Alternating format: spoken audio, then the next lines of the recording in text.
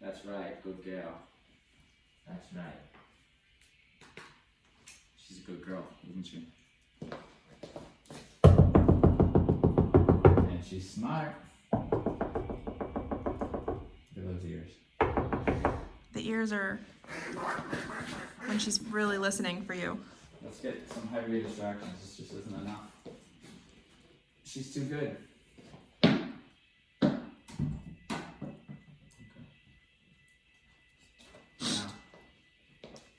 Down. No. Good. You see me use my foot to say, stop. Your foot's bigger than she is. Good girl. I'm proud of you.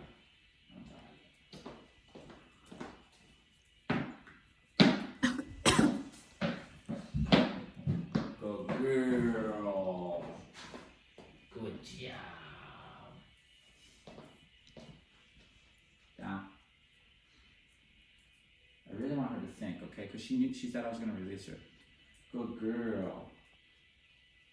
Those little decisions that I make like that just really help it sink in. Okay, what's expected and what she needs to do. Break. Good girl. And she didn't complain about that. That's what's beautiful. She didn't complain.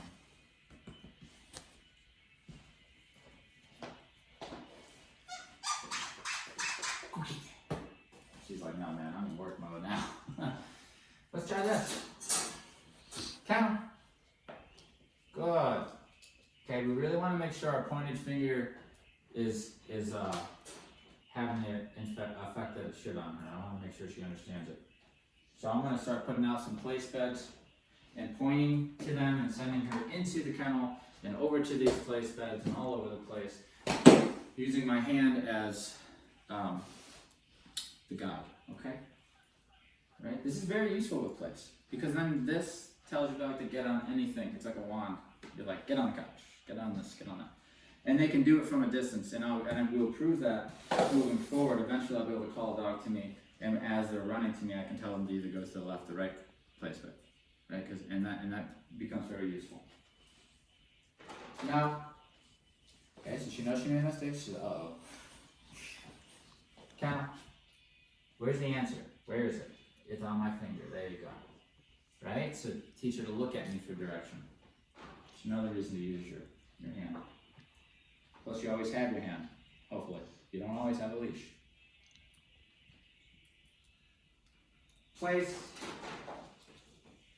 Good girl. That was really nice. That was really nice.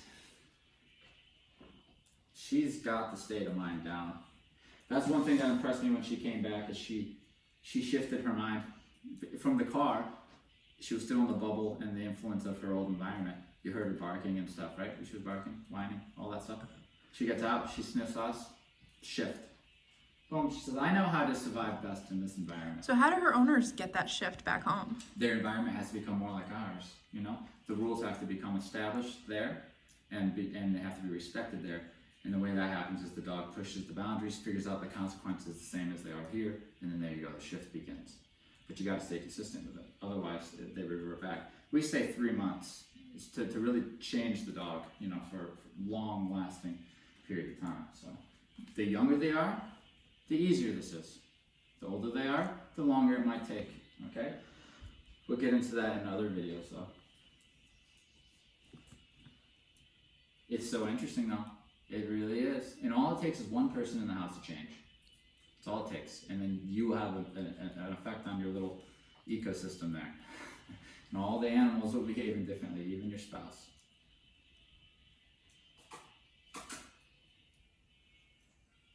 Remi. Remi. Good girl. Now the name should get the dog to look at you.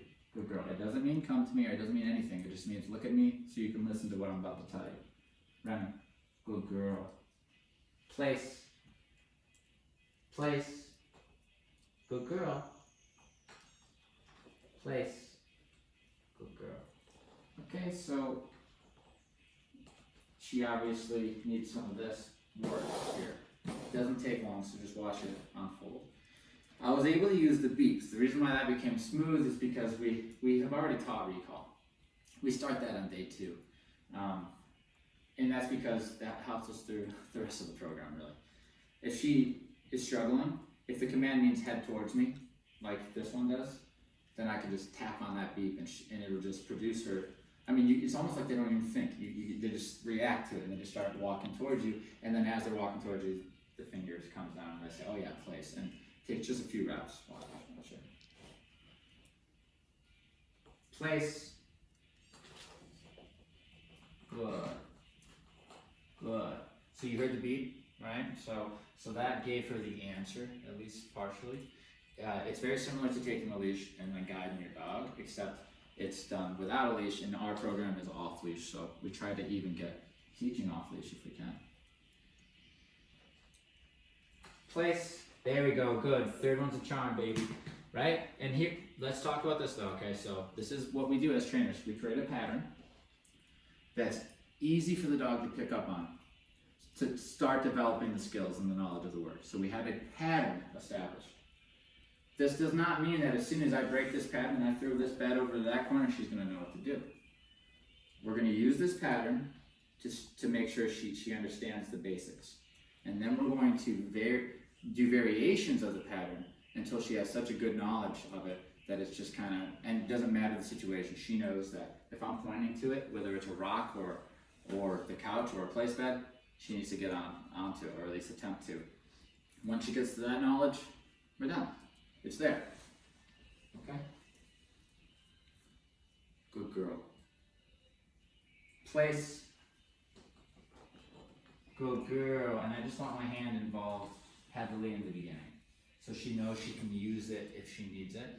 But then I start fading it out because she doesn't need it. But anywhere down the road in her life, if she starts to get confused, like I said in a previous video, if they're in an environment that is concerning or chaotic, it's harder for them to think. You need to be able to give them more information. You can use a hand signal and it clears things up. We do it all the time. We do it all the time. It's very powerful. Just to be able to do that. It's so powerful because it's silent. Right? And you can do it from across the room. No. That was the appropriate response to no. She stopped what she was doing. Good girl. She checked in with me. Right here, the conversation is, what should I do? And now I tell her. Down. My timing was wrong with my hand gesture. I should have said down, waited a second, and then did the hand gesture. But we all mess up. Yeah. So does this tell you to put more space to help her avoid anticipating? Yeah, you got it. That's what I would do. Because we're kind of making a video right now, I think it looks a little faster than it would be. I might put her here, sit down here. See how that produced interest? So if you act natural around them in a training session, you're going to get those responses a lot quicker, which means you're going to make a deeper impact. If you keep it very trainer-like, they're going to struggle more when they go home because you never put them in a situation where they felt like it wasn't training and you were their pal and they can just goof off, right? And then you say the rules still apply, right? So you want to make sure, especially in boarding training, it's easy. You act natural. She wants nothing more than to jump in your lap. Absolutely. Absolutely. Right? So I would sit here for however long I seem fit, and then I do another rep. Now, there is a time where I do speed rounds, and I'll just take a dog and bounce them back and forth to build confidence with a dog who already knows it, or to take a stubborn mind who's been having a very pushy session, a very stubborn session. They have enough knowledge. Then I'm going to do reps like drills. It's like, well, drop and give me 50, right?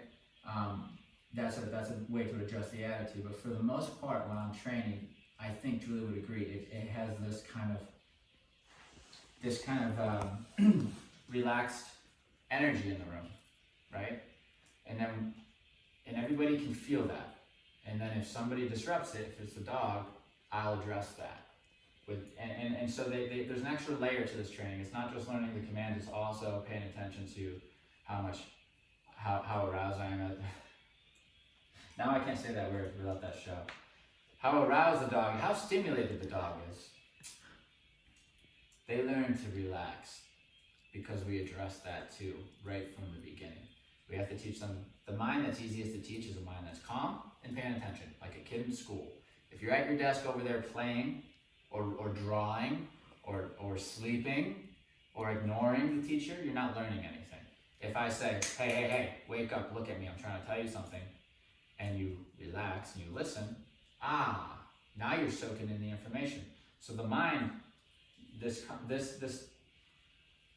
open mind, or a follower's mind, or a mind that's willing to listen to you, if you can produce that, training the commands becomes easy, because they're trying. It's when they're not trying, guys. That's it's like you struggle with a dog who just doesn't give a shit of what you're trying to say. So we make them give a shit, and then it becomes smoother. And now I'm still teaching. She's learning to wait and not to anticipate. And just because I come over here doesn't mean I'm going. Doesn't mean I'm going to release her.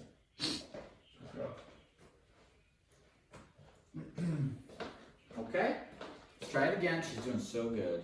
It's a long session for her, but she's handling it well. Place. Good girl. Okay, so I'm at the point now. Good job. I'm at the point now where I will put a variation on this. Okay, she knows it enough. So I need to start making sure that I'm not wasting my time or her time by repeating the same thing. So let's see. Now some dogs are going to be confused out of their mind right now, and they're going to say it was here, and you're saying no, it's not there anymore, and they don't know what to do. Other dogs are like, it was never about that spot in the room. It was about being on the bed, and they get it from the beginning. So let's see. Down. Okay, good. This is all good. She made an accident, and it was honest, and she stopped herself. And then she looked at me and said, "What should I do?" She's still looking at me, so that means she's still a little reliant on me to say down. Soon, a few more sessions, that's not going to happen. She's going to know what to do. Okay. She's so good at reading. She knows I'm going to call her. I stop talking. I walk towards the bed. That means I'm going to call her. Right? That's how perceptive she's being. I'm going to place. Walk away. Struggle. Okay. Place. Good. Good girl. Good girl. Good. Good. Now she's not having a blast doing this. It's obvious. But this is a kid at the desk learning biology. All right. Soon the bell will ring and we'll have recess. But while class is going on, you need to be paying attention. So she's like, fine, and she's learning, and she is. She's giving me effort. But she's not like, yay, training, and that is okay. Because training is just training. Once she knows this stuff, we just live with our dogs. We don't do this. When was the last time we did this with him before he started to train? You don't do this, unless you like doing it. Once they know it, they know it.